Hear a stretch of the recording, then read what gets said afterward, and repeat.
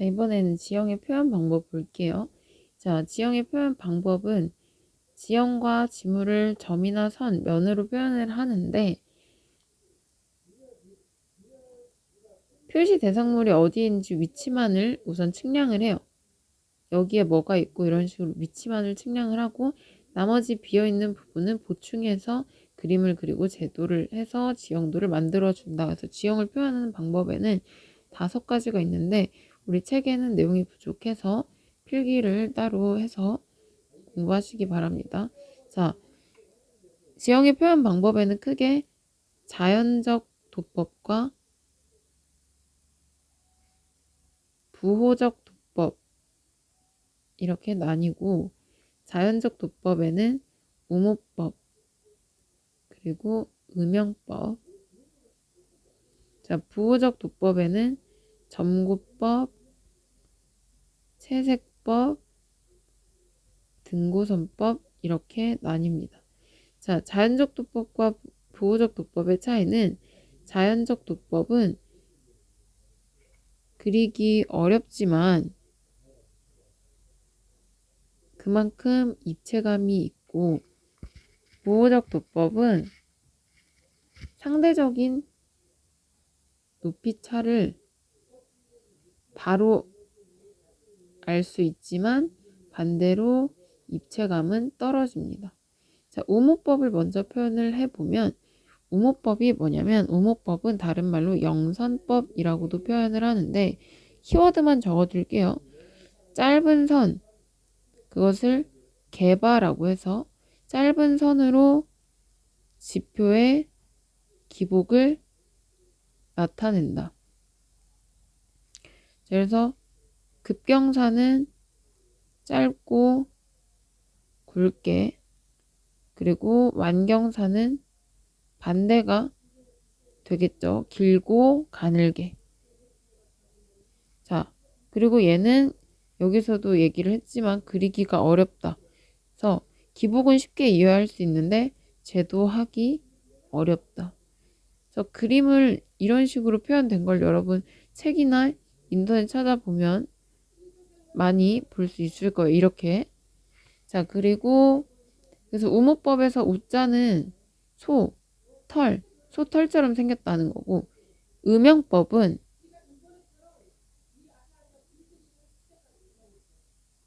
태양 광선이 비출 때 생기는 그림자, 그게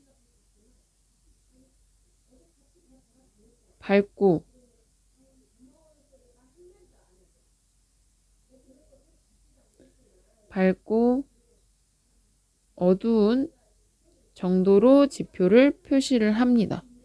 예를 들면 땅에서 이렇게 빛이 들어와서 산이 여기에 있으면은 여기엔 태양이 많이 비추겠지만 여긴 비추지 않아서 어두워지겠죠. 이런 거. 자, 그런 식으로 표현하는 게 음영법이다. 그래서 여기까지는 자연적 도법이 되겠고 좁으니까 지우도록 할게요. 자, 그 다음에 부호적 도법에는 첫 번째 점구법을 볼게요. 점구법은 높이를 점으로 표시한 거예요. 이건 책에도 있으니까 좀 이따가 밑줄 칠 건데 점구법은 책으로 그럼 돌아가도록 할게요. 점구법은 말 그대로 지금 이렇게 점으로 높이를 나타낸 건데 지표상의 점의 표고, 높이나 수심 아니면 깊이를 수치로 표현하는 방법. 그래서 수치이기 때문에 부호적 도법이라고 얘기를 하는 거예요. 그래서 산의 높이나 하천이나 호수, 연안, 항만 등 물과 같은 곳의 수심, 깊이를 나타낼 때 이용을 합니다. 그래서 얘도 지금 이런 거 산의 높이, 해발고도 높이 나타낸 거고 이런 거 수심. 이게 지금 점구법이 되겠습니다. 자, 그럼 점구법 해봤고 두 번째는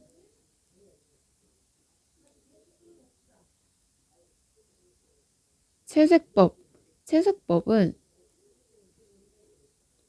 표고가 같은 지역을 같은 색으로 칠하여서 기복을 표시하는 것으로 높이가 높아질수록 색이 진해지고 반대로 낮아질수록 연해진다. 자, 그래서 이건 크게 어려운 부분은 없지만 추가적으로 어디에 이용하는지 알아두면 좋겠죠. 소축척 지형도에 이용되고, 그리고 예를 들어서 오히려 높아지면 색이 진해지는 것처럼 반대로 바다의 깊이가 깊어지면 또 색이 진해진다. 이런 식으로 이해를 하면 돼요. 이거는 뭐 필기해놓고 외운다기보다 이해할 수 있는 부분이니까 채색법은 이렇게 보시고, 마지막에 등고선법도 제일 중요한데 마찬가지로 책에 있기 때문에 책으로 돌아가면 172페이지 등고선법 보도록 하겠습니다. 등고선법은 이름과 같이 말 그대로 등고선으로 나타낸 것으로, 등고선은 높이가 같은 지점을 연결한 선을 이렇게 산에서 높이가 같은 부분을 연결한 걸 투영한 거예요. 지도에 이렇게 밑으로 내려서 투영시켜가지고 그린 것을 등고선이라고 합니다. 자, 그래서 중요한 건 5가지 방법 중 영선법, 영선법이랑 우문법 같다 했지. 영선법, 음영법, 점고법, 채색법, 등고선법 중에 가장 많이 사용되는 것은 등고선법이 가장 많이 사용됩니다. 자, 왜 그런가 하면은 아까 얘기했지만 얘네는 등고선을 해석해서 높이차를 바로 알 수 있고, 그것뿐만 아니라 이렇게 등고선이 이렇게 산에 그려진 걸 투영한 거라 했는데, 등고선의 간격은 산의 높이를 나타내는 거야. 그러면은 이 높이를 알고 수평 거리까지 알면 경사도를 구할 수가 있다. 그래서 경사도 구하는 문제가 계산 문제로도 많이 나올 수 있다고 했죠. 그래서 등고선은 굉장히 중요합니다. 자, 그럼 등고선의 종류를 보면 등고선의 종류는 크게 계곡선, 주곡선, 간곡선, 조곡선 있어요. 근데 보통 등고선이다라고 얘기를 하면 이 4개 중에 주곡선을 지칭합니다. 가장 기본적인 등고선이기 때문에. 자, 그리고 아까 얘기한 것처럼 등고선의 간격은 수직거리, 고저차를 의미해요. 수평거리가 아니라 수직거리, 높이차를 의미를 하고, 측량의 목적이나 지형, 형태나 축척에 따라서 등고선의 종류를 정한다. 그리고 등고선은 간격이 좁아질수록 지역을 정확하게 묘사할 수는 있지만 복잡해서 해독하기 어려워진다. 그래서 등고선의 종류가 이런 축척에 따라서 다 간격이 다릅니다. 자, 이렇게 주곡선, 계곡선, 그리고 간곡선, 조곡선 이렇게 있는데 이게 지표의 높이를 의미해요. 그리고 이 간격, 예를 들면 지금 얘가 10m 차이 난다는 건 이 부분과 이 부분의 높이가 10m 차이 난다는 것으로, 어떤 축척을 따라 가지고 그리느냐에 따라서 이 사이의 간격이 이렇게 다 다릅니다. 그래서 사실은 여기에 계산 문제가 플러스 되어 나오기 때문에 이 표를 외우셔야 하는데 숫자를 다 외우기가 어렵기 때문에 일단 축척과 주곡선은 무조건 외워두도록 할게요. 자, 1대 5천일 때 주곡선은 5m, 이 간격이 5m란 얘기고 1대 25,000일 땐 주곡선의 간격이 10이래요. 그러면 지금 이 밑에 4-17 그림처럼 주곡선의 간격이 지금 현재 몇이에요? 130과 20이면 10m죠. 이걸 보고 거꾸로 이 지도의 축척이 1대 25,000이다 라는 걸 알 수 있어야 돼요. 자, 그리고 또 1대 5만이면 20, 1대 25만이면 100. 이걸 외우고 나머지 계곡선, 강곡선, 조곡선은 어떻게 하냐면 계곡선은 주곡선에다가 곱하기 5. 지금 곱하기 5, 곱하기 5 했죠. 그리고 간곡선은 반으로. 조곡선은 또 간곡선의 반으로. 그래서 5에서 반 나눴고 2.5에서 반 나눠서 이렇게. 그래서 주곡선 하나만 외우고 5배 반반 해 나간다라는 개념 알고 계시고, 주곡선 기본 등고선이 주곡선인데 주곡선을 표현할 때는 가늘고 긴 실선으로, 그리고 계곡선을 표현할 때는 이렇게 굵은 실선, 간곡선을 표현할 때는 파선이라는 건 끊어져 있는 끊어진 선이라고 해서 이런 선을 파선이라고 하는데, 가늘고 긴 파선을 간곡선, 그리고 그거보다 더 짧으면 조곡선이 되겠습니다. 자, 그래서 주곡선은 지형을 표시하는 등고선 중 가장 기본이 되며, 계곡선은 계속 이렇게 주곡선만 있으면 헷갈리잖아. 그래서 중간중간 한 번씩 굵게 표현을 해준 거예요. 그래서 계곡선은 표고를 읽기 쉽도록 주곡선 5개마다 한 개씩 굵은 실선으로 표현을 해주고, 간곡선은 주곡선만으로 지형의 기복 상태를 나타내기 어려워서 주곡선 간격의 반마다 2분의 1마다 긴 파선으로 나타내고, 조곡선은 간곡선의 2분의 1마다 표현을 해준다. 그래서 그림을 보면 간곡선 같은 경우에 지금 주곡선과 주곡선의 2분의 1 부분에 있고, 조곡선이 또 간곡선과 간곡선 2분의 1 부분에 있다. 이런 내용입니다. 그래서 이 표와 계산 문제가 병행해서 나오기 때문에 반드시 확인을 해서 보시기 바랍니다. 자, 그 다음에 중요한 것은 등고선의 성질이 되겠어요. 자, 등고선의 성질을 이해함으로써 지형도를 작성하는데 도움이 많이 된다고 합니다. 첫 번째, 빠르게 갈게요. 등고선상의 점은 모두 높이가 같다. 얘네끼리는 다 같은 높이란 얘기고, 두 번째, 등고선은 무조건 도면의 가운데서든 바깥에서든 닫혀서 폐합을 해야 한다. 그리고 세 번째는 도면 안에서 이렇게 도면 안에서 폐합을 할 경우에는 그 도면 안에서 폐합을 하게 되면 산정, 산꼭대기 또는 요목, 요지라고 해서 이렇게 오목한 부분 또는 호수나 연못이 존재하고 있다는 것을 알려주는 거고, 자, 네 번째는 요지, 오목한 부분을 나타낼 때는 이렇게 표시를 해요. 어떻게? 방향선과 해칭선. 자, 오목한 부분이라는 건 바깥쪽이 높고 안쪽이 낮기 때문에 물이 이렇게 흐르죠. 그래서 방향선의 표현을 이렇게 해줬고 해칭선도 이렇게 그려줬어요. 그래서 네 번째는 요지의 경우에는 낮은 쪽을 향해서 해칭선을 그어준다.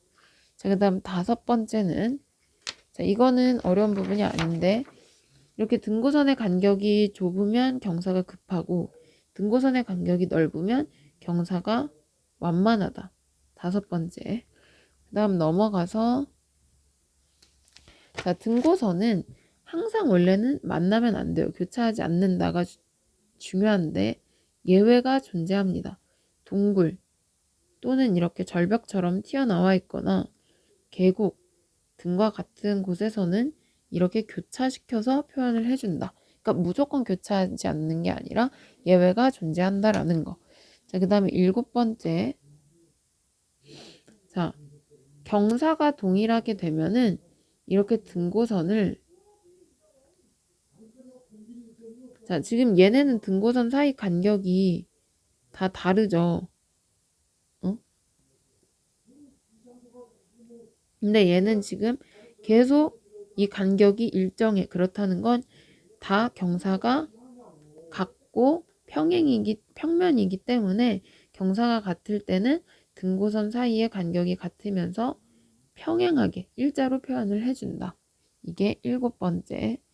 자, 그 다음 8번째는 자, 등고선. 지금 이게 등고선이고 여기 파란색과 빨간색이 등고선과 직각으로 만나고 있죠. 이런 것들을 능선 또는 계곡선 다 합해서 지성선이라고 불러요. 바로 뒤에서 하겠지만 능선과 계곡선 같은 경우에는 등고선과 직각으로 만난다. 이렇게 직각으로 만나게 된다라는 거. 자, 좀 이따 설명할 때 그림하고 같이 보도록 할게요. 방금 한 게 8번. 그 다음 9번은 여기도 마찬가지로 최대 경사 방향선도 등고선에 수식한다. 9번 해놓고 이거 최대 경사 방향선도 지성선에 포함이 됩니다. 자, 그 다음 마지막 10번째. 계곡을 통과하게 될 경우. 자, 지금 이 그림에서 등고선이 있고 등고선과 이렇게 교차해서 지나가는 게 있죠. 이 부분. 이게 계곡이나 아까 동굴처럼 교차하는 부분을 얘기하는데 자, 이렇게 교차하는 부분을 그려줄 때는 한쪽에서 직각 방향으로 올라갔다가 다시 내려오도록 그린다. 이렇게 한쪽에서 올라갔다가 내려오는 방향으로 그린다고 합니다. 그래서 11번 이렇게 등고선의 성질 꼭 알아두고 아까 얘기했던 최대 경사 방향선이나 능선, 계곡선과 같은 지성선에 대해서 좀 설명을 해보려고 해요. 자, 이게 지성선 이제 설명을 할 거예요. 자, 지형, 즉 지표면의 기복 형태 올라가고 내려가고는 각종 면들이 어떻게 집합되어 있는지에 따라 달라진다라는 거예요. 이게 무슨 얘기냐면 산이 이렇게 있으면 이쪽 면과 이쪽 면이 어떻게 만나느냐에 따라서 올라가고 내려가는 걸 표현을 할 수가 있다. 그래서 지성선을 뭐라고 하냐면 면 요소와 면 요소가 교차하게 되는 그 만나는 부분의 선을 지성선이라고 해요. 예를 들면 이걸 입체감 있게 봐야 되는데 앞에 그림으로 같이 볼게요.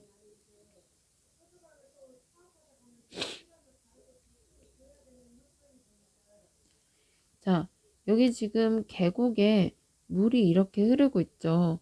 얘는 사실상 계곡선 또는 합수선이라고 하거든요. 왜 합수선이라고 하냐면 물이 이렇게 합쳐서 계곡을 만들기 때문에 합수선이라고 불러. 그럼 아까 쌤이 계곡선도 지성선 중에 하나라고 했잖아. 그럼 지성선이 면과 면이 만나야 된다 했죠. 이 왼쪽에 있는 절벽의 면과 오른쪽의 절벽의 면이 만나서 이루는 선. 이것을 지성선이라고 하고 그 중에서도 이 부분은 계곡선, 합수선이라고 부른다고 했습니다.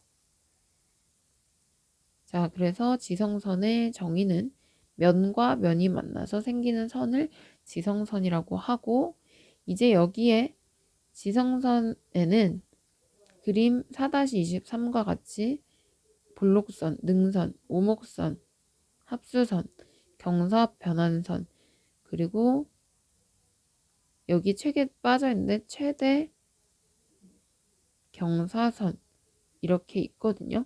근데 책에는 설명이나 정리가 좀 부족해서 한번 쌤이 필기를 하면서 설명을 해 주도록 하겠습니다.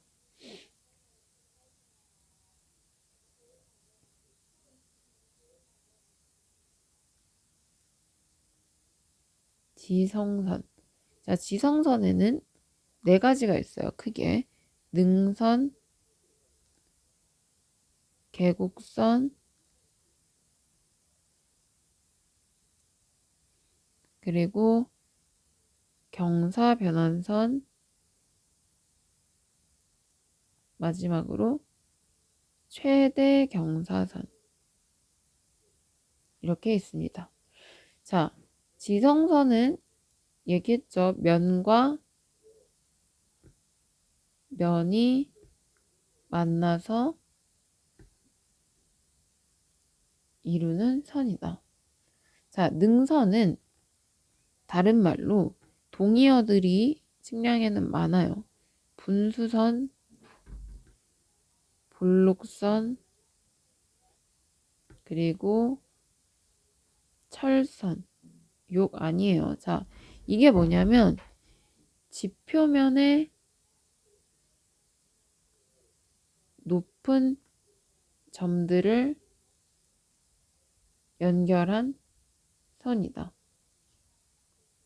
자, 예를 들어서 그림으로 한번 보면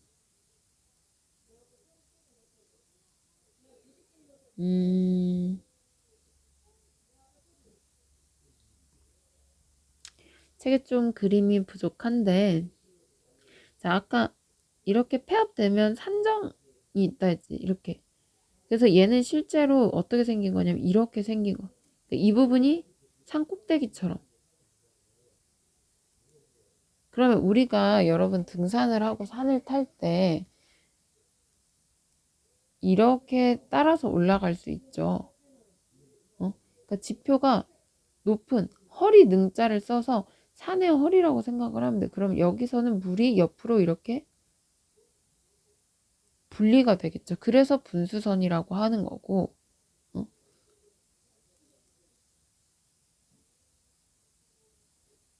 그래서 이렇게 분리가 되면 이 부분은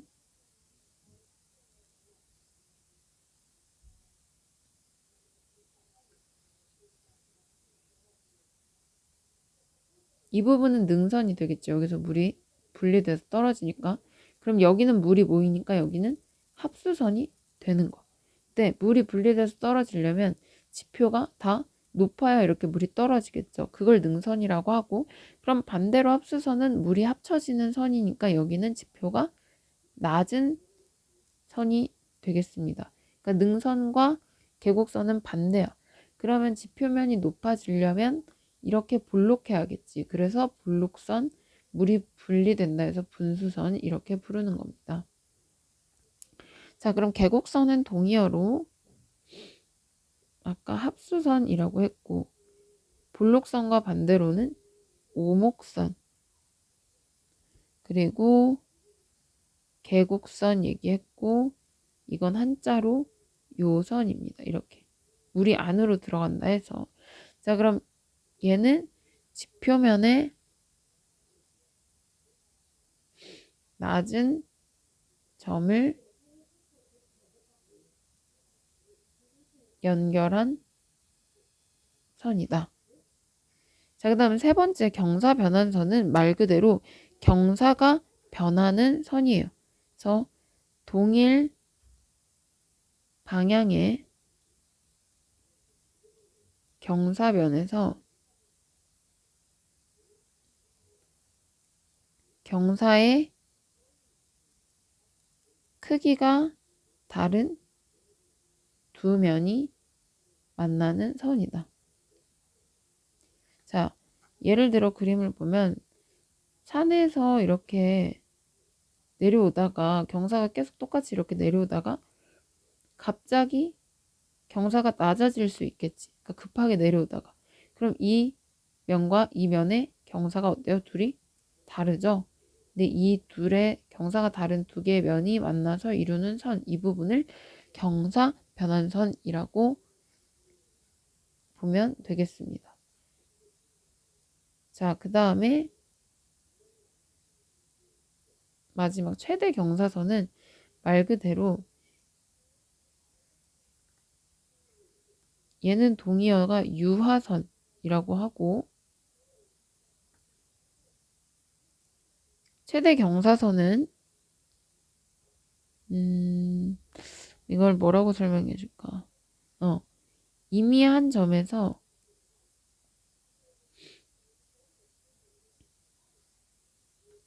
경사가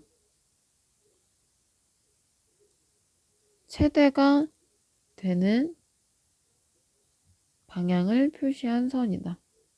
그러니까 말 그대로 경사가 최대일 때. 그리고 얘는 동의어 유화선이라고도 했죠. 경사가 최대이니까 거길 따라서 어떻게 물이 흐르는 선을 의미합니다. 자, 그래서 이 중에서도 아까 등고선과 직각이 되는 선들이 있었어요. 능선, 계곡선, 최대 경사선은 등고선과 직각을 이룬다. 자, 그림으로 보면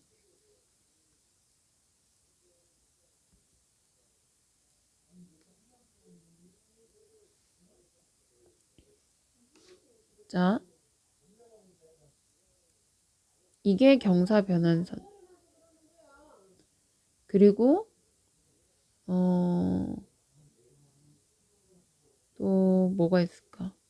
지금 이게 뭐래요? 얘가 뭐야? 철선, 능선이지. 그리고 또 우리 책에는 그림이 조금 잘못 나와 있네.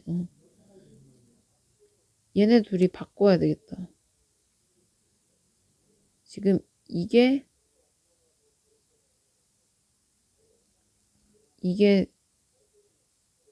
계곡선인데 파란 선이 계곡선이에요. 그리고 이게 이 부분 경사변환선 헷갈리면 안 돼. 자, 그러니까 이게 경사변환선이에요. 이 부분이. 그리고 이거는 계곡선. 이 부분. 그래서 얘네는 지금 다 어때? 등고선과 직각이죠. 근데 경사변환선을 좀 헷갈릴 수 있으니까 설명을 해보면 이 부분과 이 면이 만나서 이루는 선이야, 여기가.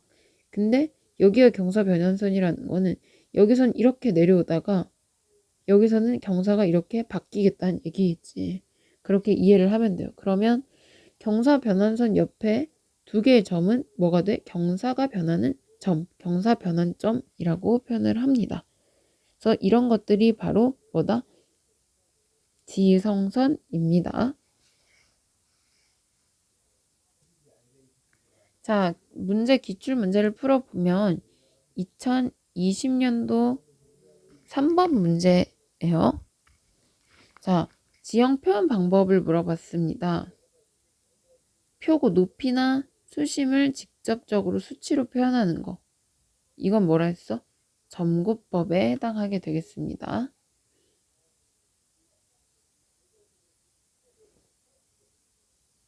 자, 그리고 문제 13번. 이런 식으로 축척에 따라서 등고선의 간격을 물어볼 수 있어요. 자, 그래서 지금 보면 이거 어떻게 풀어? 그러니까 우리 책 1대 5천, 1대 2만 5천, 1대 5만, 1대 25만 이렇게 나와 있었고 주곡선만 외우면 5m, 10m, 20m, 40m였어. 그리고 계곡선은 이거의 5배니까 25. 10의 5배면 50. 그리고 20의 5배면 100. 그리고 40의 5배면 선생님 잘못 썼다. 거봐, 선생님도 까먹었어요. 이게 얘는 40이 아니라 25만이네. 얘 5배는 500. 그리고 간곡선은 각각 2분의 1씩. 그리고 또 조곡선은 이거의 2분의 1씩.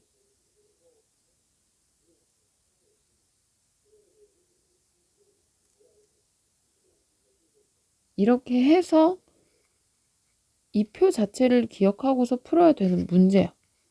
이렇게 나올 수도 있을 뿐 아니라, 자, 이거는 우리가 지형 측량을 다 배워야 할 수 있는 문제겠지만 응용 문제예요.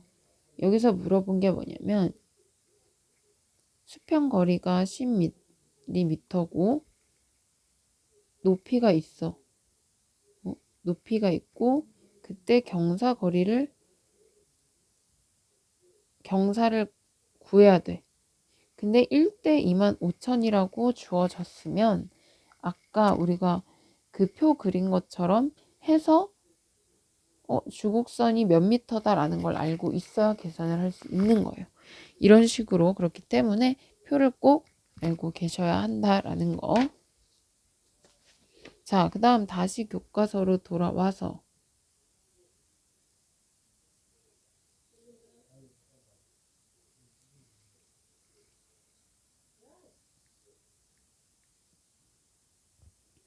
자, 등고선 성질까지 했었고 오늘 마지막 볼 부분은 자, 지형을 표시하는 데 있어서 등고선을 그릴 때 직접적으로 그리느냐 간접적으로 그리느냐 두 가지의 방법이 있어요. 직접적인 방법은 말 그대로 평판 측량이나 레벨을 이용해서 직접 등고선을 하나하나 그리는 것. 그치만 그렇게 하게 되면은 단점이 뭐겠어? 단점이 시간이 많이 소요되겠죠. 직접법은. 그치만 그만큼 정확해. 근데 정확하다고 해서 굳이 시간이 많이 걸리는 걸 사용하긴 그렇겠지. 그래서 최근 기술을 이용해서 간접적으로 구하는 방법들이 있습니다. 그래서 간접법은 종류가 또 여러 가지인데 간접법을 먼저 보면 일반적인 표현 방법은 지금 많이 사용한 간접법은 이렇게 일일이 다 등고선을 다 그리는 게 아니라 몇 개의 점, 이게 아까 지성선이라고 했었어. 능선, 계곡선 이런 지성선과 그 위에 지성 변환점의 위치에 대한 3차원 좌표만 먼저 구하고 이걸 이용해서 나머지는 간접적으로 구해서 그리는 거예요. 보충해서 간접적으로 그리는 방법. 직접적으로 하나하나 다 그리는 게 아니라. 그래서 등고선을 그리는 방법. 방금 했던 것처럼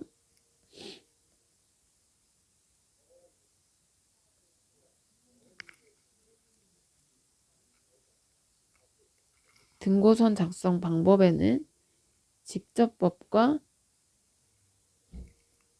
간접법이 있다. 자, 직접법은 책에도 나와 있기 때문에 설명을 따로 많이 쓰지 않고 얘는 직접 레벨 측량 또는 직접 수준 측량이나 평판 측량으로 지표의 표고 높이를 알아내서 말 그대로 직접 그린 방법을 직접법이라고 합니다. 그래서 얘는 언제 사용하냐? 비교적 경사가 완만. 만약에 경사가 급하면 직접 달 일이 재기가 힘들겠죠. 경사가 완만하지만 기복이 복잡한 지형. 근데 차이가 발생할 수밖에 없겠지. 근데 차이는 0.5m 또는 1.0m 정도까지만 해서 정밀하게. 자, 그리고 얘는 아까 얘기했지만 그렇기 때문에 직접 하는 거라서 시간은 많이 걸릴 수밖에 없다고 했죠. 자, 그 다음 간접법은 크게 세 가지 있어요. 좌표점구법, 그리고 기준점법, 다른 말로 종단점법, 그리고 마지막 횡단점법, 이렇게 세 가지 있습니다. 자, 좌표점구법은 땅을 사각형으로 나눠서 그 사각형에 생기는 꼭지점에 표고를 이용해서 비례식으로 간접적으로 구해서 그 사이에 등고선을 그리는 방법이다. 인터넷에 쳐도 얘는 그림이 잘 나오는데, 예를 들면 이렇게 사각형으로 나눠서 등고선을 그리려면 사실은 높이를 다 재야 되지만 이렇게 꼭지점에 해당하는 부분의 높이만 측정을 하는 거야. 다 재지 않고.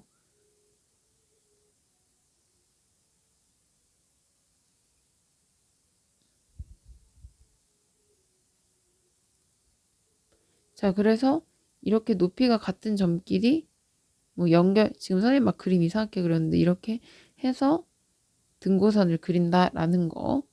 그게 바로 좌표점구법이고요. 자, 두 번째 기준점법, 종단점법 같은 경우에는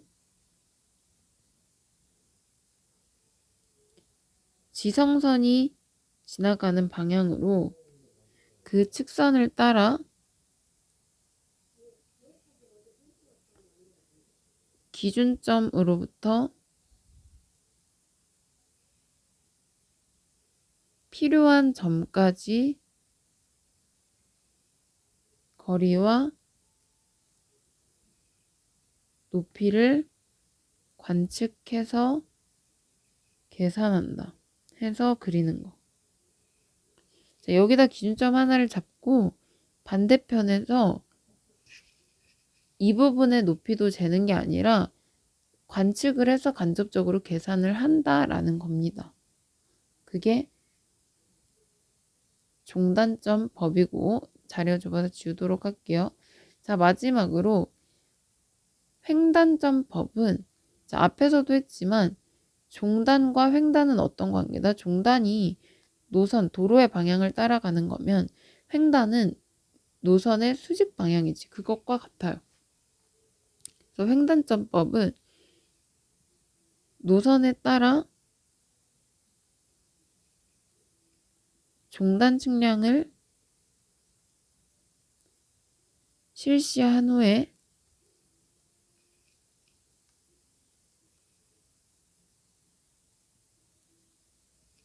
중심선에 대해 좌우 직각 방향으로